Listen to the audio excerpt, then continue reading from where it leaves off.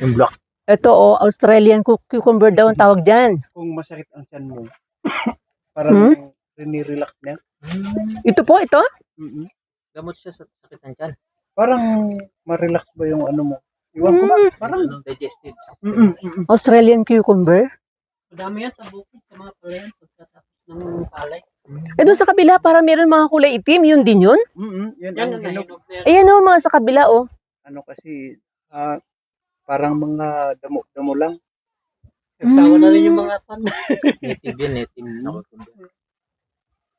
Mm. Mga vlogger, pinablog din. Ito, Ay? Oo, mayroong pan yan.